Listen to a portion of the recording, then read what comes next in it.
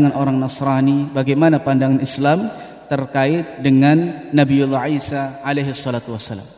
Nanti dari kisah itu Bapak Ibu sekalian, itu kita akan tahu sebagian pandangan-pandangan agama tersebut.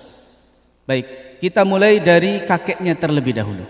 Karena ini berkaitan dengan kisah, maka perlu kita agak jeli dan fokuskan pikiran kita supaya kita bisa mudah untuk memahaminya. Imran itu adalah salah seorang hamba Allah Subhanahu wa taala yang saleh, yang mulia. Bahkan diriwayatkan Imran ini adalah alimun kabirun jalilun min Bani Israel. Beliau ini adalah seorang ulama besar, ulama yang agung dari kalangan Bani Israel. Kita tahu Bapak Ibu sekalian bahwasannya tidak ada umat yang panjang usianya dan juga banyak nabi yang diutus kepadanya kecuali Bani Israel. Dari mulai zamannya Nabi Yakub alaihissalatu wassalam sampai dengan Nabi Isa, ini banyak nabi-nabi yang Allah utus kepada mereka. Sehingga Nabi Isa alaihissalatu wassalam ini termasuk dari kalangan Bani Israel, termasuk kakeknya yaitu Imran. Jadi Imran ini adalah bukan nabi, tapi dia adalah orang saleh, orang alim, seorang ulama, dan banyak pengikutnya, banyak muridnya. Sehingga tidak heran Imran ini dimaktubkan atau disebutkan di dalam Al-Quran secara khusus. Ada satu surat khusus yang menyebutkan tentang Imran, yaitu surat Ali Imran. Surat yang keberapa? Surat yang ketiga. Ketika Allah Subhanahu wa taala menyematkan satu nama di dalam Al-Qur'an, ini menunjukkan kedudukan yang mulia orang tersebut atau yang disematkan tersebut. Termasuk di sini adalah Imran. Di situ disebutkan ada yang namanya Ali Imran. Ali itu artinya keluarga. Artinya keluarga Imran ini keluarga yang bukan sembarangan. Keluarga yang istimewa, keluarga yang hebat, keluarga yang terhormat. Sehingga Allah masukkan surat khusus di dalamnya, yaitu surat Ali Imran. Baik, kita masuk di surat Ali Imran ayat yang ke-33 dulu. Silakan bisa dibuka bagi yang punya mushaf. Surat Ali Imran ayat yang ke-33. Kita mulai dari situ. Allah Subhanahu wa taala berfirman, Inna Allah astafa Adam wa Nuha wa ala Ibrahim wa ala Imran ala alamin. Artinya ayat 33. Sesungguhnya Allah telah memilih Adam, Nuh, keluarga Ibrahim dan keluarga Imran melebihi segala umat di masa mereka masing-masing. Sesungguhnya Allah telah memilih Nabiullah Adam, Nabiullah Nuh, keluarganya Ibrahim, dan tiga ini semuanya para nabi, kecuali satu yang bukan nabi, yaitu keluarganya Imran atas makhluk seluruh alam. Artinya Allah Subhanahu wa taala memilih keluarganya Imran menjadi keluarga terbaik di zamannya, menjadi keluarga yang paling istimewa di zamannya. Dan keluarga Imran ini menurut Ibnu Katsir rahimahullah, ini adalah keluarga yang baik, keluarga yang tahir, yang suci, keluarga yang terhormat, keluarga yang terjaga dari perbuatan keji dan mungkar. Artinya mereka adalah keluarga yang taat kepada Allah Subhanahu wa taala, menjauhi kemaksiatan-kemaksiatan kepada Allah Subhanahu wa taala. Baik, selanjutnya langsung kita lompat di ayat 35-nya. Ali Imran 35. Allah mengatakan, إذ قالت امرأة عمران رب إني نذرت لك ما في بطني محررا فتقبل مني إنك أنت السميع العليم. Ingatlah ketika istri Imran berkata, Ya Tuhanku, sesungguhnya aku menazarkan kepada Engkau anak yang dalam kandunganku menjadi hamba yang soleh dan berkhidmat di Baitul Maqdis. Karena itu terimalah nazar itu daripadaku, Sesungguhnya engkaulah yang maha mendengar lagi maha mengetahui. Satu saat Bapak Ibu sekalian, istrinya Imran ini tidak disebutkan namanya di alam Al-Quran. Disebutkan hanya imra'atu Imran. Sama juga dengan Fir'aun, imra'atu Fir'aun. Tapi di dalam kitab tafsir disebutkan namanya. Ada yang tahu namanya istrinya Imran? Bukan Pak Imran ya. Ini Imran yang dulu ya. Ada yang tahu namanya? Namanya ya siapa? Asia. Asia istrinya Fir'aun. Ya, namanya Hannah. Ha nun tak marbutah. Hannah. Tapi kalau kita orang Indonesia ya menyebutnya supaya lebih mudah Hannah. Ya. Hannah binti Faqudah. Ini nama daripada istrinya Imran. Ketika istrinya Imran ini, jadi Hannah ini mengandung seorang jabang bayi, mengandung seorang anak. Maka dia bernazar kepada Allah Subhanahu wa taala bahwasannya anak yang akan dikandungnya ini ketika nanti lahir itu akan disiapkan olehnya untuk menjadi pelayan Allah Subhanahu wa taala di Baitul Maqdis. Dan dia berharap anaknya ini itu adalah laki-laki. Kenapa kok laki-laki? Karena laki-laki tentu lebih bebas bergerak, lebih banyak beraktivitas, lebih kuat dan yang lain sebagainya. Sehingga berharap yang keluar adalah anaknya laki-laki, kemudian nanti akan menjadi pelayan Allah Subhanahu wa taala di Baitul Maqdis, di Yerusalem, ya. Fataqabbal minni, maka terimalah ya Allah, sesungguhnya Engkau Maha mendengar lagi Maha mengetahui. Namun Bapak Ibu sekalian, ketika nanti lahir ternyata yang lahir bukan laki-laki, namun yang lahir adalah perempuan. Kita lihat di ayat yang ke-36 surat Ali Imran. Allah Subhanahu wa taala berfirman, فَلَمَّا وَضَعَتْهَا قَالَتْ رَبِّ إِنِّي وَضَعْتُهَا أُنثَى وَاللَّهُ أَعْلَمُ بِمَا وَضَعَتْ وَلَيْسَ الذَّكَرُ كَالْأُنثَى وَإِنِّي سَمَّيْتُهَا مَرْيَمَ وَإِنِّي أُعِيذُهَا بِكَ وَذُرِّيَّتَهَا مِنَ الشَّيْطَانِ الرَّجِيمِ. Maka tatkala istri Imran melahirkan anaknya, dia pun berkata, "Ya Tuhanku, sesungguhnya aku melahirkannya seorang anak perempuan, dan Allah lebih mengetahui apa yang dilahirkannya itu. Dan anak laki-laki tidaklah seperti anak perempuan. Sesungguhnya aku telah menamai dia Maryam, dan aku mohon perlindungan untuknya serta anak-anak keturunannya kepada pemeliharaan Engkau dari setan yang terkutuk." Baik, ketika kemudian lahir Bapak Ibu sekalian, Hannah ini kemudian agak sedih. Ketika lahir, ternyata yang lahir ini adalah bayi perempuan. Karena yang diharapkan adalah bayi laki-laki. Ada kesedihan. Kenapa? Karena antara ekspektasi dan realisasi tidak sesuai. Antara harapan dan kenyataan tidak cocok. Sedih dalam hatinya.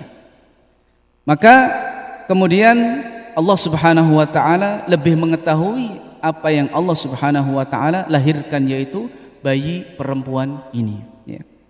Kemudian bayi perempuan ini dinamakan dengan Maryam. Pertanyaannya Bapak Ibu sekalian, siapa yang menamakan Maryam? Siapa yang menamakan bayi ini dengan Maryam? Siapa? Terus ada yang lain?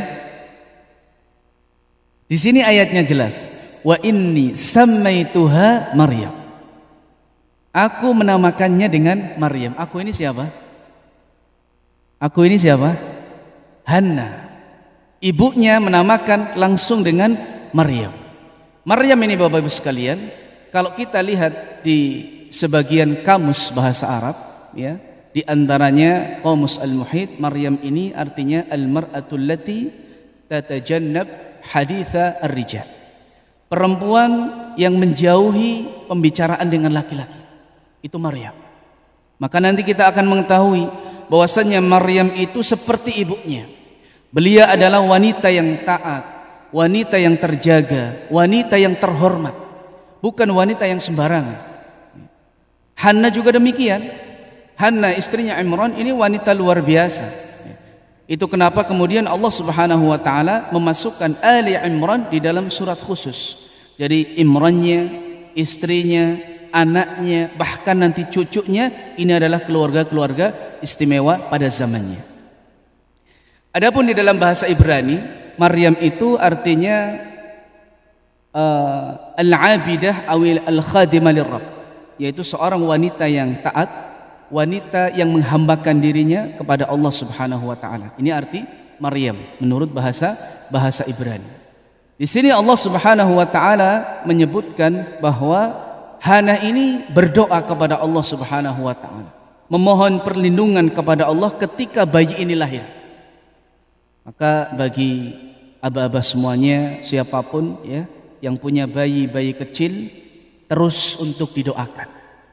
Terus untuk kita minta perlindungan kepada Allah supaya syaitan tidak mengganggunya. Walaupun susah, sulit ya. Makanya Hannah ini berdoa kepada Allah, inni u'idzuha bika wa dzurriyyataha minasyaitonir rajim. Aku memohon perlindungan kepadamu ya Allah untuknya, yaitu untuk bayi tersebut dan anak cucunya dari setan yang terkutuk. Di antara bentuk perlindungan Allah Subhanahu wa taala kepada Maryam dan nanti anak keturunannya itu adalah ketika lahir, Bapak Ibu sekalian. Bayi ketika lahir itu kan kondisinya bagaimana? Bayi ketika lahir yang dilakukan apa? Atau yang terdengar apanya? Tangisannya. Pertanyaannya, kenapa bayi itu menangis?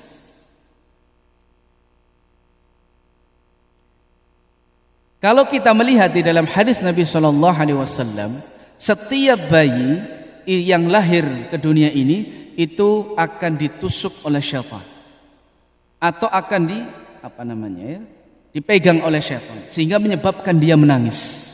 Kecuali dua bayi, yaitu siapa? Bayinya Maryam wabnaha, dan anaknya yaitu Nabi Isa alaihissalatu wassalam. Maryam dan Isa ketika lahir tidak menangis, dijaga sama Allah Subhanahu wa taala, dilindungi oleh Allah Subhanahu wa taala. Ini berkat doa ibunya. Makanya kita sebagai orang tua, Bapak Ibu sekalian, jangan berhenti dan bosan untuk kita mendoakan anak-anak kita. Apalagi anak-anak kita ini masih kecil misalnya, masih ada perjalanan panjang mereka, masih ada harapan-harapan yang kita harapkan kepada Allah untuk mereka. Terus berdoa, terus meminta. Bahkan ada sebagian ulama yang melihat kenakalan anaknya. Jadi anak nakal ini tidak hanya kemudian ada ustadz, mungkin ada bahkan ulama yang anaknya mungkin nggak baik, tapi terus didoakan sama beliau. Bahkan Allah Subhanahu wa taala mengabulkan doanya lewat wasilah-wasilah doa yang dilantunkan. Maka jangan bosan-bosan Bapak Ibu sekalian untuk kita terus doakan dengan tulus anak-anak kita. Karena kita tidak tahu kapan Allah Subhanahu wa taala mengijabah doa tersebut. Doanya Hannah ini kemudian langsung diterima oleh Allah Subhanahu wa taala, ya, sebagai bentuk penjagaan Maryam dan juga anak keturunannya. Nah, nanti doanya Hannah ini Bapak Ibu sekalian itu juga akan diterima oleh Allah Subhanahu wa taala dari bentuk perlindungan yang lainnya yang menimpa Maryam dan menimpa Nabi Isa alaihissalatu wassalam. Karena nanti Maryam ini akan menghebohkan jagat dunia, menghebohkan dunia ketika itu. Nanti selanjutnya kita akan ceritakan. Selanjutnya di ayat yang ke-37 Ali Imran, Allah Subhanahu wa taala berfirman, "Fataqabbalaha rabbuha biqabulin hasanin wa anbataha nabatan hasana wa kaffalaha Zakariya كلما دخل عليها زكريا المحراب وجد عندها رزقا قال يا مريم أنى لك هذا قالت هو من عند الله Inna Allah yarzuqu man yasha'u bighairi hisab. Maka Tuhannya menerimanya sebagai nazar dengan penerimaan yang baik dan mendidiknya dengan pendidikan yang baik, dan Allah menjadikan Zakaria pemeliharanya. Setiap Zakaria masuk untuk menemui Maryam di mihrab, ia mendapati makanan di sisinya. Zakaria berkata, "Hai Maryam, dari mana kamu memperoleh makanan ini?" Maryam menjawab, "Makanan itu dari sisi Allah. Sesungguhnya Allah memberi rizki kepada siapa yang dikehendakinya tanpa hisab." Ketika Maryam lahir, Bapak Ibu sekalian, maka ibunya Hannah ini membungkusnya dengan kain, kemudian membawanya ke masjid. Masjid mana? Masjid apa? Masjidil Aqsa, Baitul Maqdis, Yerusalem, ya. Kemudian menyerahkan bayi tersebut kepada ahli ibadah di tempatnya. Jadi ketika Maryam lahir ini, Bapak Ibu sekalian, ini bapaknya sudah meninggal dunia. Siapa tadi bapaknya? Imran. Sehingga Maryam ini dalam posisi bagaimana kondisinya? Ketika ditinggal bapaknya meninggal dunia dalam waktu masih kecil disebut apa? Yatim. Ketika lahir dalam keadaan yatim, maka ibunya membawanya ke masjid untuk diberikan kepada ahli ibadah di tempat tersebut, di Masjid Aqsa ketika itu. Karena memang sudah dinadzarkan bahwasanya anak ini nanti akan menjadi pelayan di Masjidil Aqsa di Yerusalem. Maka diserahkan kepada ahli ibadah tersebut. Nah, selanjutnya ketika bapaknya sudah tidak ada, siapa yang merawatnya? Siapa yang mengkafilnya? Siapa yang memenuhi kebutuhannya dan seterusnya? Maka di situ disebutkan wa kaffalaha Zakaria. Maka Nabi Zakaria itulah yang nanti akan memeliharanya. Pertanyaannya Bapak Ibu sekalian, apa hubungan Zakaria dengan Maryam? Kalau kita membaca di dalam kitab tafsir, itu ada dua versi Bapak Ibu sekalian. Ada dua versi. Versi yang pertama, Hannah itu punya saudari. Hannah itu punya saudari perempuan. Saudari perempuan ini dinikahi oleh Nabi Zakaria.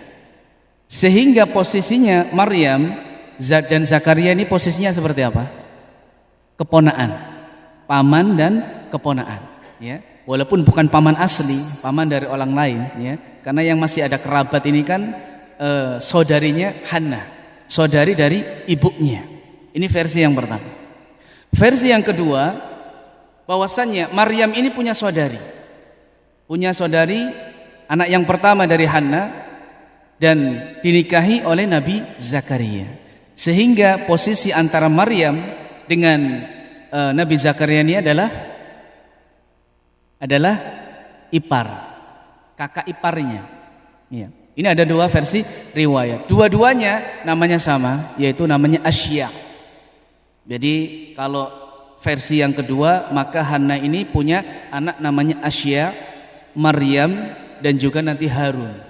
Bukan Nabi Harun, ya. Nanti disebutkan ada ayat yang mengatakan ya ukhta Harun, wahai saudaranya Harun. Maksudnya itu Maryam, ya. Ini dua versi.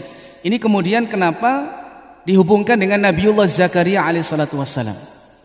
Maka Nabi Zakaria ini nanti yang akan merawat Maryam sampai kemudian besar, sampai akhirnya Nabi Zakaria ini kemudian di riwayat disebutkan bahwa si Imran ini kan seorang ulama besar. Dia punya pengikut, dia punya murid-murid. Di antara murid-muridnya itu adalah Zakaria. Maka ketika lahir Maryam ini, murid-muridnya ini berebut untuk merawat asuhnya Maryam ini.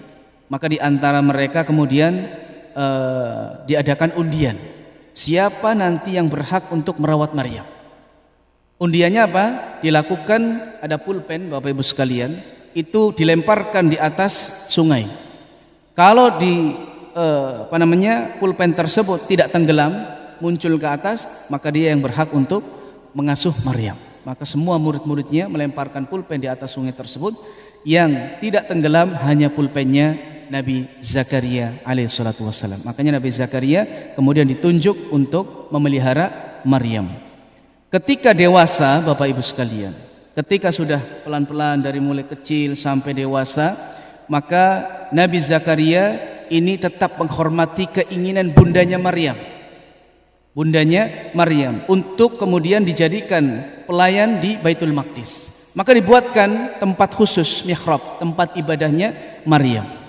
Maka di dalam ayat ini tadi disebutkan, kullama dakhala 'alaiha Zakaria al-mihrab wajada 'indaha rizqa. Setiap kali Zakaria masuk ke dalam mihrabnya Maryam, setiap kali itu pula Zakaria mendapati ada makanan di tempatnya. Ini di antara karomahnya Maryam. Dan ini nyata, Bapak Ibu sekalian. Fakta. Jadi bukan karomah yang asal-asalan atau karomah yang dongeng-dongengan begitu. Bahwasanya setiap kali Nabi Zakaria masuk ke dalam mihrabnya Maryam, itu ditemukan makanan di situ. Bahkan yang luar biasa, makanan pada waktu, misalkan waktu itu musim dingin, itu yang muncul makanan musim panas. Ketika itu musim panas, yang muncul makanan musim dingin. Ini luar biasanya karomahnya Maryam. Ibaratnya belum waktunya musim durian, itu ada durian. Belum waktunya musim mangga, ada mangga. Nah seperti itu. Ini diantara karomahnya Maryam. Jadi setiap kali masuk ke mihrabnya Maryam, itu ada makanan di situ. Maka ditanya, anni laki hada. Dari mana makanan ini wahai Maryam? Siapa yang mengirimnya? Sedangkan aku, maksudnya Zakaria, ini yang berhak untuk mengirim makanan kepada Maryam. Maka dijawab itu adalah dari Allah Subhanahu wa ta'ala. Maka dari sini Bapak Ibu sekalian, kita tahu bahwasannya Maryam ini adalah wanita ahli ibadah, wanita yang terjaga, wanita yang terhormat. Karena di mihrabnya saja ada tabir yang tidak sembarang orang boleh masuk. Hanya Nabi Zakaria yang boleh masuk ke dalam mihrabnya Maryam. Sehingga nanti ini akan menjadi bukti yang kuat bahwasannya Maryam itu bukan wanita yang nakal, bukan wanita yang pezina, naudzubillah min dzalik, ya. Kita lanjutkan di Ali Imran ayat yang ke-42. Lanjut Ali Imran ayat yang ke-42. Allah Subhanahu wa taala berfirman, وَإِذْ قَالَتِ الْمَلَائِكَةُ يَا مَرْيَمُ إِنَّ اللَّهَ اصْطَفَاكِ وَطَهَّرَكِ وَاصْطَفَاكِ عَلَى نِسَاءِ الْعَالَمِينَ. Kita lompat di ayat 42. Ya. Dan ingatlah ketika malaikat Jibril berkata, hai Maryam, sesungguhnya Allah telah memilih kamu, menyucikan kamu dan melebihkan kamu atas segala wanita di dunia yang semasa denganmu. Baik. Ini detik-detik nanti Maryam ini akan mengandung. Ya. Dari sini disebutkan malaikat Jibril diutus oleh Allah Subhanahu wa taala kemudian mengatakan kepada Maryam, innallaha astafaki wa tahharaki wastafaki ala nisa'il alamin. Wahai Maryam, Allah telah memilihmu dan menyucikanmu dan melebihkanmu di atas seluruh wanita di semesta alam pada masa itu. Allah menyebutkan pemilihan itu dua kali Bapak Ibu sekalian. Innallaha astafaki, ini pemilihan yang pertama. Kemudian wastafaki ala nisa'il alamin, ini pemilihan yang kedua. Pemilihan yang pertama itu menjadikan Maryam ini adalah wanita yang suci, wanita yang terhormat, wanita yang terhindar dari kemaksiatan, dari kekufuran, dari kesyirikan, dari rasa dengki dan yang lain sebagainya. Itu Allah memilih yang pertama. Adapun memilih yang kedua, Allah menjadikan Maryam ini wanita terbaik di zamannya. Bahkan disebutkan di dalam hadis Nabi SAW, khairu nisa'il alamin arba'. Sebaik-baik wanita dunia ini ada 4. Yang pertama Maryam binti Imran, yang kedua Khadijah binti Khuwailid, yang ketiga Fatimah binti Rasulullah, Fatimah anaknya Rasulullah, kemudian yang keempat Asia binti Muzahim, istrinya Fir'aun. Ini adalah 4 wanita terbaik dunia, bahkan 4 wanita penghulu di surga. Itu adalah beliau-beliau ini, salah satunya yaitu Maryam. Lanjut di ayat yang 43, Ali Imran 43, Allah mengatakan, Ya Maryam qanuti li rabbiki wasjudi warka'i ma'ar raki'in. Hai Maryam, taatlah kepada Tuhanmu, sujud dan rukulah bersama orang-orang yang ruku. Ini ayat ini memerintahkan untuk Maryam ini menyembah Allah Subhanahu wa taala. Ruku, kemudian beribadah kepada Allah Subhanahu wa taala. Intinya Maryam ini adalah wanita taat, ahli ibadah, karena memang sudah dinazarkan supaya menjadi pelayan di Baitul Maqdis. Nah, di ayat 45-nya ini, Bapak Ibu sekalian, Allah mengatakan, إذ قالت الملائكة يا مريم إن الله يبشرك بكلمة منه اسمه المسيح عيسى بن مريم وجيها في الدنيا والآخرة ومن المقربين. Silakan. Ingatlah ketika malaikat berkata, Hai Maryam, sesungguhnya Allah mengembirakan kamu dengan kelahiran seorang putra yang diciptakan dengan kalimat yang datang darinya. Namanya Al-Masih Isa putra Maryam, seorang berkemuka di dunia dan di akhirat, dan termasuk orang-orang yang didekatkan kepada Allah. Di ayat ini Jibril alaihissalatu wassalam memberikan informasi awal kepada Maryam alaihassalam bahwasannya dia ini akan punya anak.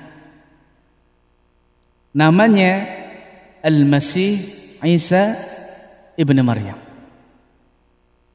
Al-Masih ini Bapak Ibu sekalian, ya, itu tersemat pada dua makhluk Allah Subhanahu wa taala di dunia ini, Al-Masih. Yang pertama adalah Al-Masih Isa, yang kedua Al-Masih Dajjal. Walaupun dua-duanya ada Al-Masih, namun ini maknanya beda. Al-Masih Isa, Al-Masih di sini, Masih itu kan artinya dari kata masaha dalam bahasa Arab. Masaha itu artinya menghapus, ya. Mim, sin, ha. Nah, Isa alaihissalatu wassalam disebut dengan Al-Masih ada dua versi. Yang pertama, katsirus siyaha, karena dia ini adalah orang yang banyak mengembara, banyak berpergian untuk dakwah, ya, di atas bumi, ya, untuk mendakwai manusia. Kemudian yang kedua, Masih yang kedua itu adalah karena Allah Subhanahu wa taala memberikan mukjizat kepada Nabiullah Isa untuk kemudian menyembuhkan dengan hanya mengusap saja. Mengusap orang yang sakit sembuh, mengusap orang yang buta bisa melihat, mengusap orang yang kena lepra bisa disembuh. Dan itu tentu atas izin dari Allah Subhanahu wa taala. Ini Al-Masih yang pertama. Al-Masih yang kedua yaitu Dajjal, itu artinya mamsuhul ain. Jadi salah satu matanya Dajjal itu terhapus. Jadi Dajjal itu bukan digambarkan matanya satu di tengah, kemudian tulisannya kafaro, bukan. Tetap matanya dua, tapi yang sebelah kanannya itu buta, tidak bisa melihat, Bapak Ibu sekalian. Itu Dajjal. Kemudian di atasnya ada tulisan kafaro. Hanya bisa dilihat oleh orang-orang yang beriman kepada Allah Subhanahu wa taala kelak nanti pada hari kiamat. Ini Al-Masih Ad-Dajjal, mamsuhul ain, terhapus mata sebelah kanannya. Ini Al-Masih, ya. Itulah pendahuluan yang Jibril berikan kepada Maryam alaihissalam bahwasannya dia akan memiliki anak.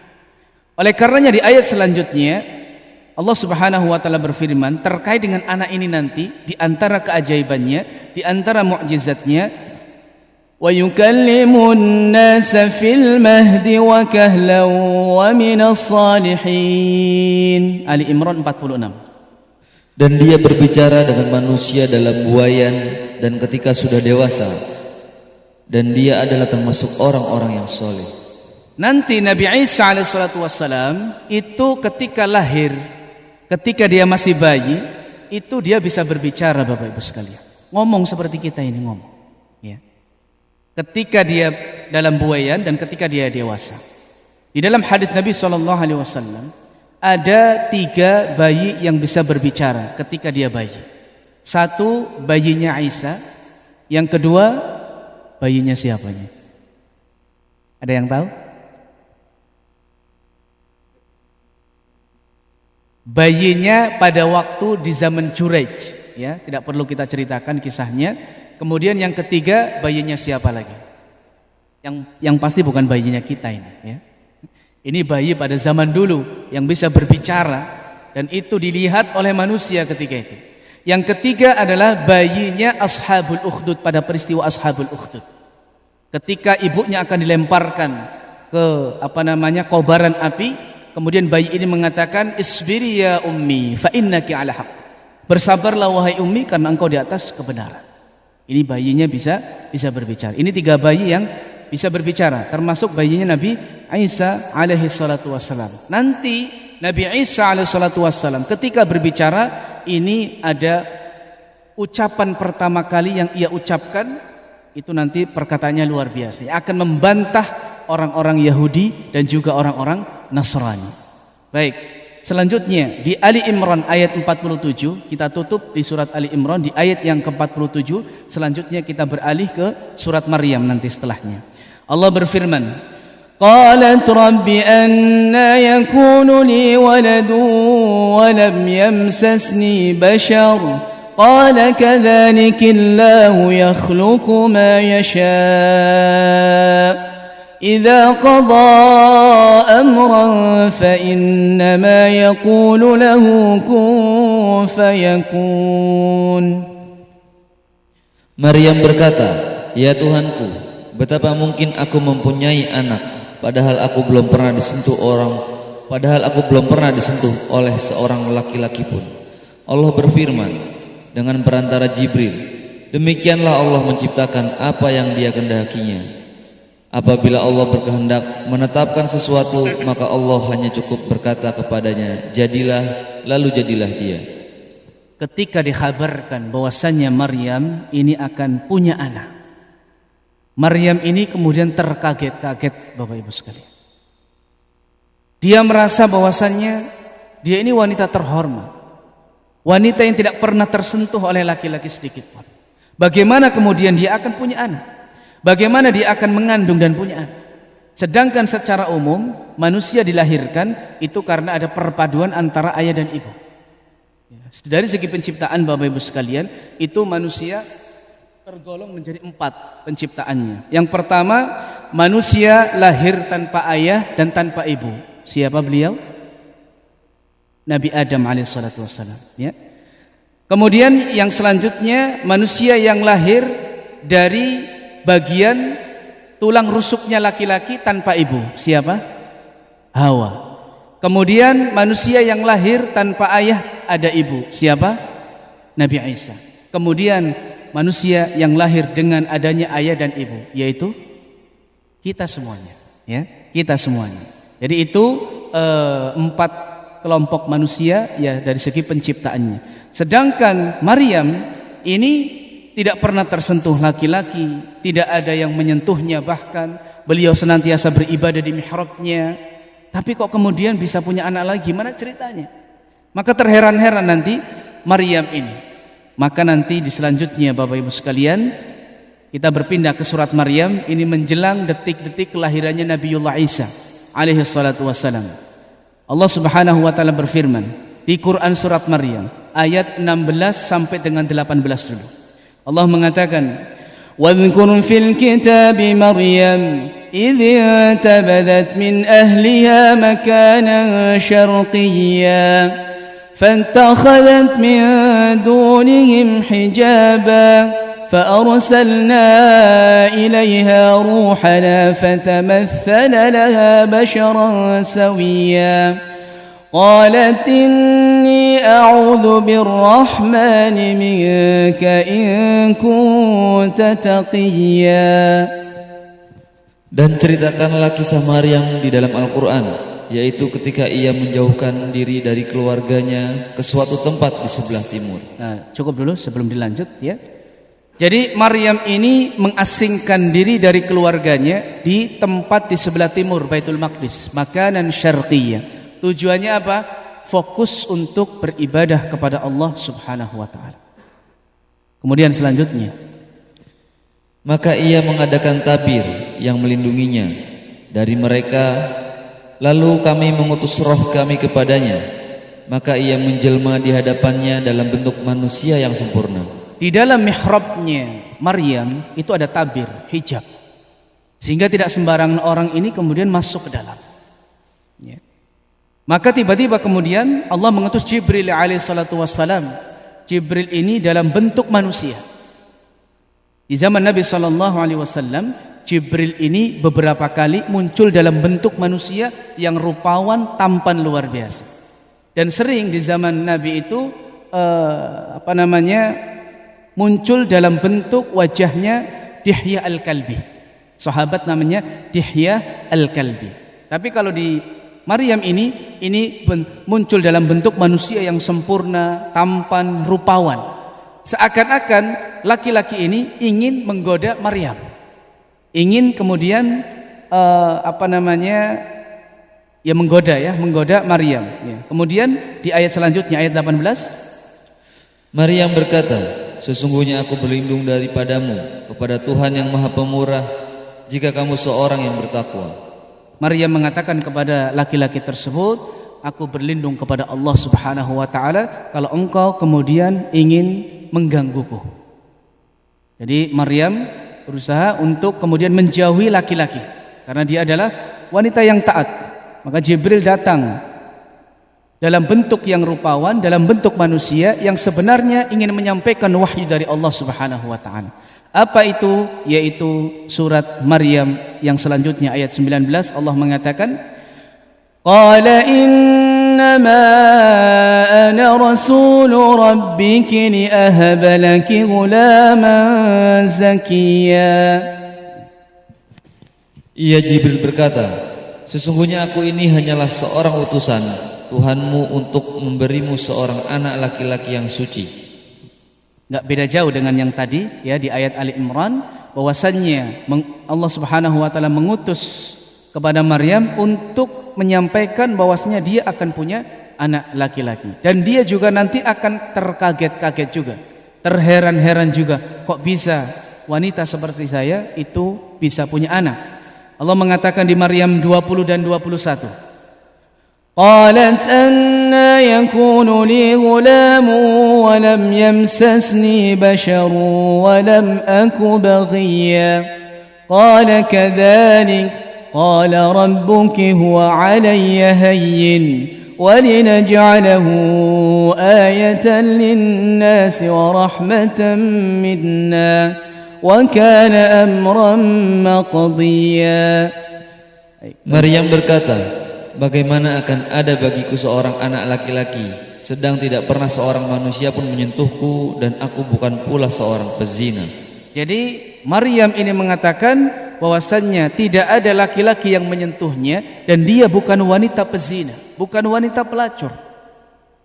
Selanjutnya Jibril berkata, demikianlah Tuhanmu berfirman, hal itu adalah mudah bagiku, dan agar dapat kami menjadikannya suatu tanda bagi manusia dan sebagai rahmat dari kami, dan hal itu adalah suatu perkara yang sudah diputuskan. Hal itu sangat mudah bagi Allah Subhanahu wa taala. Allah saja mudah untuk menciptakan Nabi Adam tanpa ayah, tanpa ibu, apalagi ini ada ibu. Pasti sangat mudah bagi Allah Subhanahu wa taala. Kemudian lanjut, ini langsung terjemahannya saja, saya enggak perlu bacakan ya. Masih ada beberapa ayat selanjutnya soalnya ya. Maryam ayat 22 dan 23. Ini detik-detik Maryam ini mengandung. Silakan dibacakan. Maka Maryam mengandungnya, lalu ia menyisikan diri dengan kandungannya itu ke tempat yang jauh. Kemudian Maryam ini mengandung. Ketika Jibril alaihi salatu wassalam datang kepada Maryam mengkhabarkan dia akan punya anak, dia akan mengandung. Seketika itu malaikat Jibril meniupkan satu tiupan ke dalam sakunya Maryam sampai menembus ke rahimnya Maryam. Setelah itu tiba-tiba kemudian dia mengandung. Seketika itu, jamaah sekalian, ini tentu atas kuasanya Allah Subhanahu wa taala. Maka ketika mengandung tersebut, tentu dia akan merasa malu. Dia akan berpikir, nanti gimana orang-orang melihat saya dalam kondisi seperti ini? Bagaimana pandangan orang-orang Bani Israel? Bagaimana pandangan orang-orang sekitar sekitarnya ketika dia melihat dalam posisi mengandung, padahal dia di mihrab, dia masih dalam keadaan beribadah. Siapa kemudian yang menjadikan dia hamil dan seterusnya? Ini pikiran-pikiran menggelayuti pikirannya Maryam. Akhirnya tidak heran kalau kemudian Maryam ini mengasingkan diri bersama jabang bayi tersebut ke tempat yang jauh. Tidak ingin ada muncul fitnah di situ. Ya. Kemudian ayat 23. Maka rasa sakit akan melahirkan anak memaksa ia bersandar pada pangkal pohon kurma.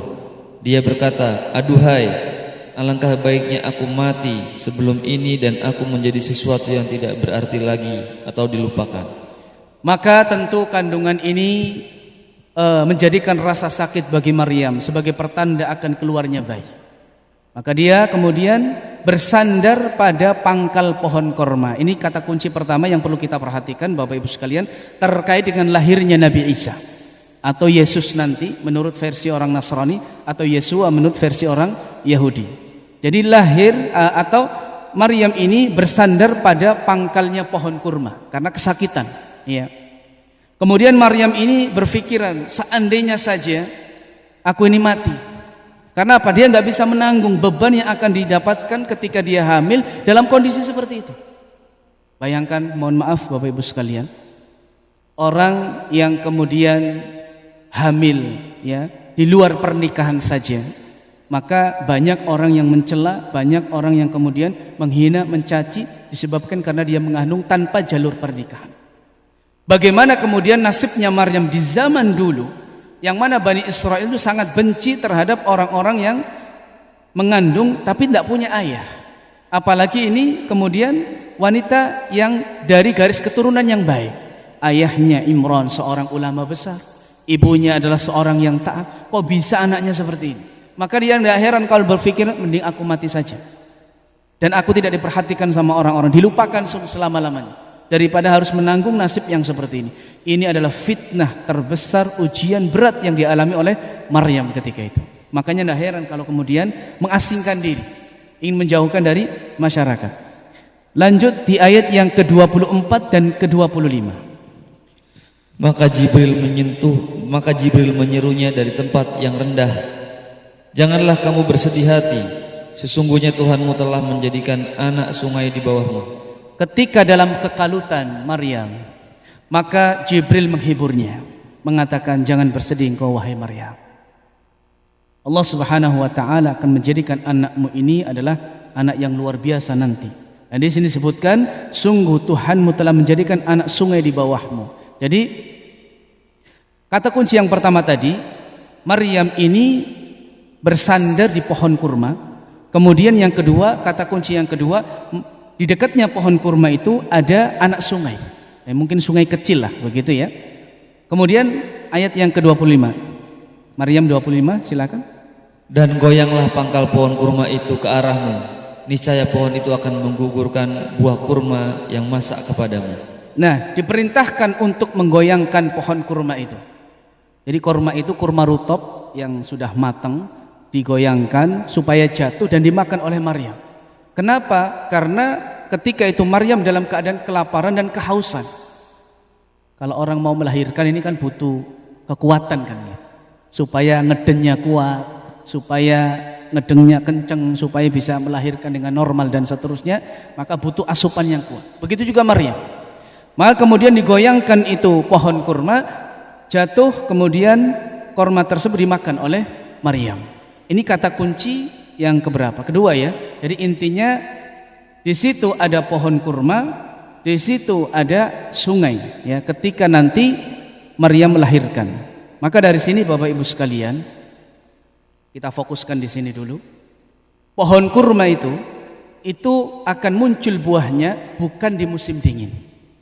Coba panjenengan cek ya. Kurma itu akan muncul buahnya ketika di musim panas.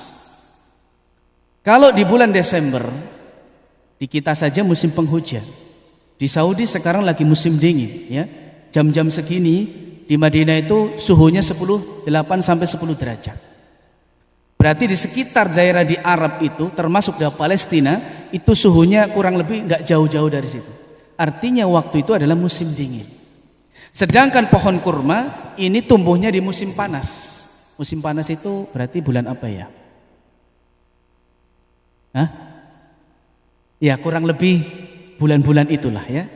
Nah dari sini kita bisa melihat bahwasannya Nabi Isa alaihi salatu wassalam itu tidak lahir di bulan Desember. Bahkan ada seorang pastor tersohor di kalangan mereka yang tegas mengatakan bahwasannya Yesus tidak mungkin dilahirkan lebih daripada bulan September. Tidak mungkin dilahirkan lebih daripada bulan September. Berarti bulan Oktober dan seterusnya, tidak mungkin. Kenapa? Karena pada bulan Oktober dan selanjutnya lokasi kelahiran Yesus itu sudah masuk musim dingin. Dan ini tidak mungkin, ya. Oleh karenanya dari satu hal ini menjadi kata kunci bagi kita bahwasannya Nabi Isa menurut kita ya itu tidak lahir di bulan Desember. Ya, ini yang pertama. Kemudian lanjut di ayat yang ke-27 28. Maryam 27 28. Silakan.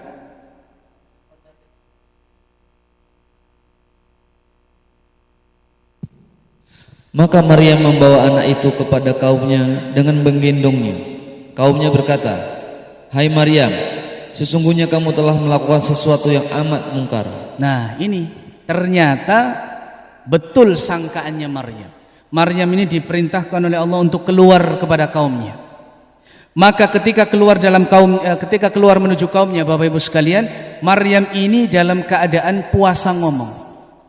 Tidak mau ngomong dia. Biarlah nanti Allah Subhanahu wa taala akan menjawab apa yang sudah menimpanya. Ketika dia keluar, dia menggendong anak bayi, maka orang-orang terkaget-kaget. Apakah kamu telah melakukan sesuatu yang mungkar wahai Maryam?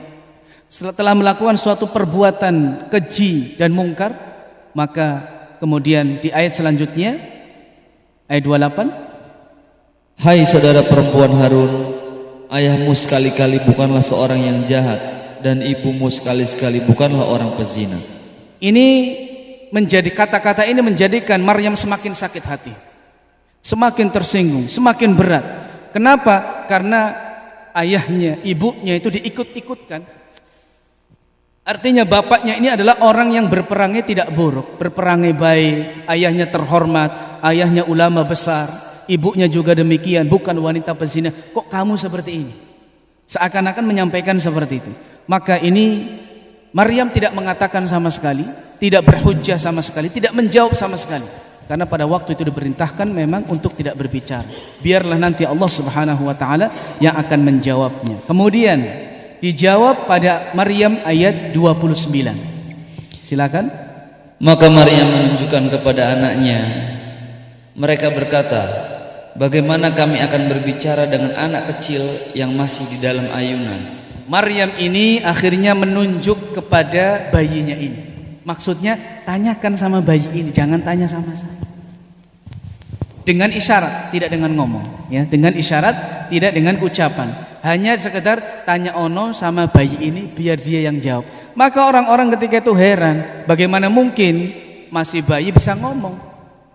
Maka kemudian muncul mukjizat Allah Subhanahu wa taala. Maryam ayat 30 dan 33. Inilah ucapan pertama Nabi Isa alaihi salatu wassalam ketika orang-orang menuduh ibunya berbuat zina, menuduh ibunya berbuat mungkar. Maka Nabi Isa alaihi salatu wassalam ketika masih dalam buayan itu mengucapkan ayat 30 sampai dengan 33.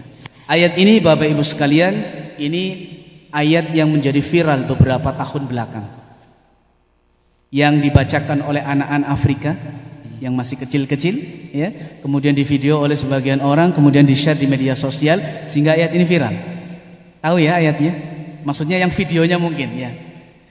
Qala inni abdullahi ataniyal kitaba wa ja'alani nabiyya sampai dengan ayat 33. Coba silakan dibacakan terjemahannya. Berkata Isa, "Sesungguhnya aku ini hamba Allah. Dia memberiku Alkitab Injil dan dia menjadikan aku seorang nabi. Dan dia menjadikan aku seorang yang diberkati di mana saja aku berada. Dan dia memerintahkan kepadaku mendirikan sholat dan menunaikan zakat selama aku hidup." Cukup ya, cukup dulu ya. Ini nanti silakan dibaca sampai dengan ayat 33. Ayat 30 sampai 33 ini adalah ucapannya Nabiullah Isa ketika masih dalam buaya. Ucapan pertamanya, qala inni abdullah. Aku ini adalah hambanya Allah Subhanahu wa taala. Dari perkataan ini Bapak Ibu sekalian, nanti kita bisa melihat bagaimana orang Yahudi menyikapi Nabi Isa, bagaimana orang Nasrani menyikapi Nabi Isa, bagaimana Muslim menyikapi Nabi Isa alaihissalatu wassalam. Jadi ketika sudah menyampaikan kalimat ini, Nabi Isa tidak bisa lagi berbicara. Jadi bukan nanti dia itu dari mulai bayi berbicara terus dia bisa berbicara, enggak. Jadi berbicara hanya pada waktu itu untuk membantah orang-orang di sekitarnya dari tuduhan kepada ibunya. Setelahnya beliau tidak bisa berbicara sampai dewasa, baru kemudian atau sampai mulai anak itu bisa berbicara, baru bisa berbicara kembali. Itu di ayat 30 sampai dengan 33. Nah, ini kita sudah terakhir di ayat ini. Pada intinya bahwasannya ini adalah kurang lebih kisahnya Nabiullah Isa alaihissalatu wassalam dari mulai Imran sampai kemudian ia dilahirkan, sampai kemudian ada tuduhan kepada ibunya, kemudian ia menjawab dengan tuduhan tersebut. Kesimpulannya Bapak Ibu sekalian, yang pertama Imran ini adalah ayahnya Maryam, kakeknya Nabi Isa, dan nanti dia menjadi kakeknya Nabi Yahya. Jadi tadi Zakaria ini kan kalau versi yang kedua itu adalah iparnya Maryam. Dia punya istri, ya. Ya, istrinya itu adalah saudarinya Maryam. Nanti Zakaria itu punya anak. Walaupun di usia tuanya itu nanti punya anak. Siapa namanya? Yahya. Itu disebutkan di dalam Al-Qur'an. Jadi Isa dan Yahya ini posisinya apa? Sepupu, ya. Iya, sama Isa dengan Yahya ini posisinya adalah sepupu. Ini Imran. Imran adalah orang yang salih dan alim pada zamannya di kalangan Bani Israel, dan Imran ini meninggal ketika Maryam dilahirkan. Adapun Maryam, kesimpulannya adalah anak yang dinadzarkan oleh ibunya untuk mengabdi kepada Allah di Baitul Maqdis. Kemudian ketika lahir tidak menangis, kemudian pemeliharaannya diasuh oleh Nabi Zakaria. Kemudian oleh Nabi Zakaria dibuatkan mihrab, tempat ibadah, ya, yang ada hijabnya dan memiliki karamah bahwasannya setiap masuk ke dalam mihrab tersebut ada makanan. Wanita yang suci, wanita pilihan, wanita yang terhormat. Adapun Nabi Isa alaihissalatu wassalam itu adalah putranya Maryam, seorang nabi yang mengembara di dalam dakwahnya dan bisa berbicara ketika bayi. Jadi kita cukupkan kisahnya Nabi Isa di sini. Tidak kita lanjutkan terkait dengan mukjizatnya, dakwahnya dan yang lain sebagainya. Yang penting adalah bagaimana kemudian pandangan orang-orang Yahudi terhadap Nabi Isa. Mereka menganggap dari kisah ini tadi, mereka menganggap bahwasannya orang-orang Yahudi menganggap Nabi Isa itu yang pertama anak hasil perzinahan. Na'udzubillah min dzalik. Anak hasil zina. Konsekuensi daripada anak hasil zina, orang Yahudi tidak menganggap kerasulan Nabi Isa, mendustakan kenabian Nabi Isa. Sehingga nanti dibantah di ayat 30 tadi, qala inni abdullah, aku ini adalah hambanya Allah Subhanahu wa taala. Maka orang Yahudi menganggap bahwasanya Nabi Isa ini kemudian hasil anak zina, yang mana diceritakan, ya, bahwasannya Maryam ini adalah berzina dengan seorang tukang kayu, ya, namanya Abu Yusuf An-Najjar. Padahal Abu Yusuf ini adalah orang saleh pada waktu itu, tapi dia dituduh berzina dengan Maryam. Bahkan ada yang menuduh Zakaria yang menzinai Maryam. Na'udzubillah min dzalik. Kenapa? Karena kan dia yang sering ke mihrabnya. Dikiranya dia yang menzinai. Sehingga orang Yahudi membunuh Nabi Zakaria tanpa diinterogasi terlebih dahulu, tanpa ditanya-tanyai, ya, terlebih dahulu kemudian dibunuh. Karena mereka orang-orang Yahudi kan seperti itu. Banyak membunuh nabi-nabi mereka. Itu orang-orang Yahudi dari mulai dulu sampai dengan sekarang. Tapi yang heran Bapak Ibu sekalian, ketika setelah Nabi Isa alaihissalatu wassalam, mereka berharap nabi mereka ini dari keturunan Yahudi.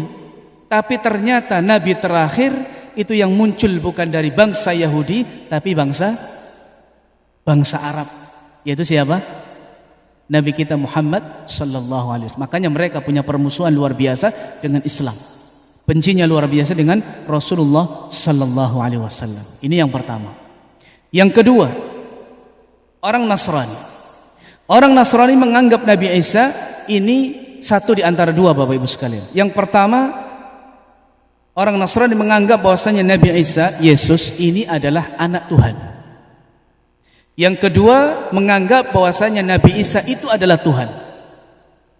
Ini pandangan orang Nasrani terhadap Nabi Isa atau Yesus alaihissalam. Jadi ketika Nabi Isa alaihissalam ini akan diangkat oleh Allah subhanahu wa ta'ala ke langit, Nabi Isa yang kita yakini itu belum meninggal. Dia masih hidup, dia diangkat oleh Allah subhanahu wa ta'ala, dia tidak dibunuh, dia tidak disalib. Wa ma qataluhu wa ma salabuhu walakin syubbiha lahum. Akan tetapi diserupakan oleh orang lain. Siapa orang lain tersebut? Dia adalah muridnya sendiri. Ketika Nabi Isa datang kepada murid-muridnya yang 12, dia mengatakan bahwasannya akan ada di antara kalian yang akan diserupakan oleh Allah dariku. Maka kemudian berdiri salah seorang di antara murid-muridnya, kemudian disuruh duduk. Kemudian beliau meninggalkan tempat tersebut, beliau datang lagi menyampaikan perkataan demikian, kemudian muridnya berdiri lagi. Itu selama 3 kali. Sampai kemudian muridnya ini yang tadi berdiri itu seakan-akan menyodorkan dirinya untuk diserupakan oleh Nabi Isa alaihissalatu wassalam. Karena Nabi Isa mengatakan, barang siapa yang ingin diserupakan olehku, maka tempatnya di surga. Maka orang ini kemudian berdiri. Maka ketika Nabi Isa alaihissalatu wassalam naik ke atas lewat sebuah lubang di lubang tembok begitu, kemudian naik ke atas, ya. Kemudian ini orang diserupakan wajahnya dengan Nabi Isa alaihissalatu wassalam. Kemudian ditangkap oleh orang-orang Yahudi, kemudian dibunuh, disalib, ya. Padahal itu yang disalib adalah bukan Nabi Isa, yang dibunuh bukan Nabi Isa, tapi adalah salah satu dari muridnya. Nah, yang lain, murid-murid yang lain ini akan kufur terhadap Nabi Isa, karena memang Nabi Isa sudah mengatakan bahwasanya ada di antara kalian yang nanti akan beriman kepadaku dan kufur terhadapku. Di antara bentuk kekufuran mereka itu ada yang meyakini bahwasannya Isa ini adalah anaknya Allah, atau Isa ini adalah Allah itu sendiri. Dan omongan ini adalah perkataan yang kufur terhadap Allah Subhanahu wa taala, Bapak Ibu sekalian. Disebutkan dalam Al-Qur'an bahwasannya laqad kafaral ladzina qalu innallaha huwal masih ibnu Maryam. Telah kufur orang yang mengatakan Allah itu adalah Al-Masih ibnu Maryam. Kemudian di ayat yang lain Allah mengatakan waqalatin nasara al-masih ibnullah. Orang-orang Nasrani mengatakan bahwasanya Al-Masih itu adalah anaknya Allah. Nabi Isa ini adalah anaknya Allah Subhanahu wa taala. Naudzubillah min dzalik. Jadi Allah ini lam yalid wa lam yulad. Tidak beranak juga tidak diperanakan. Ini keyakinan orang-orang Nasrani, sehingga mereka kemudian mengkultuskan luar biasa, menjadikan Tuhan, ya, atau menjadikan anak Tuhan, ya, sehingga dikultuskan luar biasa sama mereka. Kalau kita melihat sejarah, Bapak Ibu sekalian, orang-orang Romawi kuno itu adalah agamanya agama paganisme atau penyembah berhala. Kemudian ada satu raja mereka yang kemudian akhirnya berpindah agama, ya. Raja mereka yang kemudian akhirnya berpindah agama ke Nasrani itu adalah Raja Konstantinopel, ya. Kemudian raja ini berusaha untuk menjadikan orang-orang yang di sekitarnya, rakyatnya semuanya masuk ke dalam agama Nasrani. Nah, di dalam agama Nasrani ini ternyata ada sekte-sektenya. Ada yang Trinitas, ada yang Punitarian atau yang masih asli, yang masih beriman kepada Nabi Isa, yang masih mengajarkan ajarannya Nabi Isa, ya.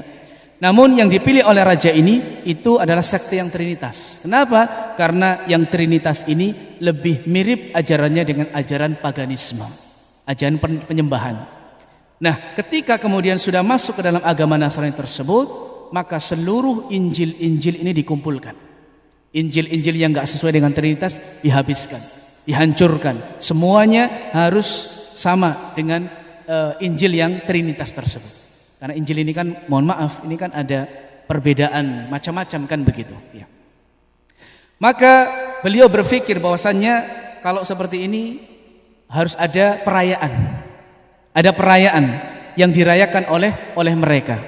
Maka di antara perayaan-perayaan tersebut itu adalah perayaan pada 25 Desember.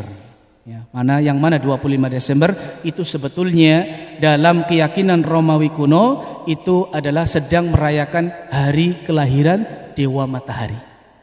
Coba panjenengan cek ya, bahwa tadinya di tanggal 25 Desember itu hari kelahiran Dewa Matahari. Sedangkan mereka ini kan penyembah pagan, penyembah berhala, penyembah dewa-dewa ya. Dan bulan-bulan Masehi itu, Bapak Ibu sekalian, bulan-bulan Masehi itu kan bulan-bulan dari kalangan mereka. Dari mulai Januari sampai Desember. Januari itu diambil dari dewa Janus. Februari diambil dari dewa apa ya? Februari atau apa begitu ya, sampai dengan Desember. Sedangkan kita punya kalender Hijriah sendiri. Nah, seperti itu. Ini diantara keyakinan orang-orang Nasrani yang mengkultuskan luar biasa terhadap Nabi Isa alaihi salatu wassalam, sedangkan umat Islam menganggap bahwasannya Nabiullah Isa ini adalah hamba Allah, utusan Allah. Kita tetap memuliakannya, tidak boleh berlebih-lebihan terhadap Nabi Isa alaihi salatu wassalam. Kita tempatkan Nabi Isa pada tempatnya. Sebagaimana Nabi SAW kita tempatkan Rasulullah pada tempatnya. Kita muliakan Nabi, tetapi beliau ini adalah manusia biasa seperti kita. Namanya manusia, ya makan, ya tidur, kemudian ya sakit, ya berjalan, ya berbicara dan yang lain sebagainya. Maka itu diantara sifat-sifat basyariah, sifat-sifat kemanusiaan. Dan itu kemudian ada pada Nabi kita dan juga Nabi Isa alaihi salatu wassalam. Ini barangkali sedikit yang bisa kita sampaikan pada kesempatan yang berbahagia ini. Semoga ada manfaatnya untuk kita semuanya, kaum muslimin. Dan mari Bapak Ibu sekalian, untuk kita ini bertoleransi pada batas-batasnya. Kita tahu di tanggal ini sebagian saudara kita merayakan. Silahkan mereka merayakan. Kita tidak mengusiknya, kita tidak mengganggunya dan yang lain sebagainya. Namun kami ingatkan pada diri kami pribadi khususnya dan abah-abah semuanya bahwa untuk sekedar mengucapkan kata-kata yang berkaitan dengan tanggal 25 ini ya disarankan untuk kita tidak mengucapkannya. Karena ketika kita mengucapkan kata-kata tersebut, hakikatnya berarti kita meyakini bahwasannya Nabi Isa ini adalah Allah, Tuhan, dan Nabi Isa itu adalah anaknya Tuhan. Na'udzubillah min dzalik. Kalau ketika misalkan saudara kita sedang kesulitan, kita bantu.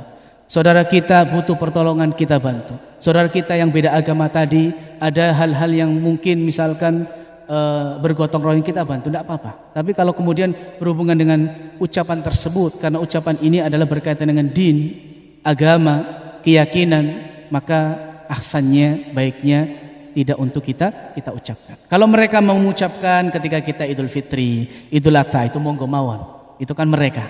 Tapi kalau kita ketika ke mereka, ya tidak perlu untuk mengucapkan demikian. Karena toleransi itu ada batas. Oleh karenanya Nabi SAW ketika pada waktu dakwahnya berkembang luar biasa, orang-orang kafir ini kemudian memberikan satu opsi kepada Rasulullah.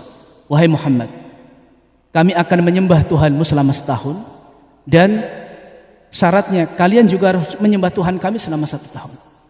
Maka kemudian Allah Subhanahu wa taala menurunkan surat Al-Kafirun kepada Nabi sallallahu alaihi wasallam yang nanti diakhiri dengan ayat lakum dinukum waliyadin. Untukmu agamamu, untukku agamaku. Jadi seperti itu Bapak Ibu sekalian, semoga bermanfaat untuk kita semuanya. Mari terus kita jaga ukhuwah kita bersama ya, selama dalam batas-batas yang diajarkan oleh agama kita. Semoga keyakinan kita, Islam kita semakin baik, semakin mengikuti Nabi sallallahu alaihi wasallam sampai kita diwafatkan oleh Allah Subhanahu wa taala. Amin ya rabbal alamin. Subhanakallahumma wa bihamdika asyhadu an la ilaha illa anta astaghfiruka wa atubu ilaik. Assalamualaikum warahmatullahi wabarakatuh.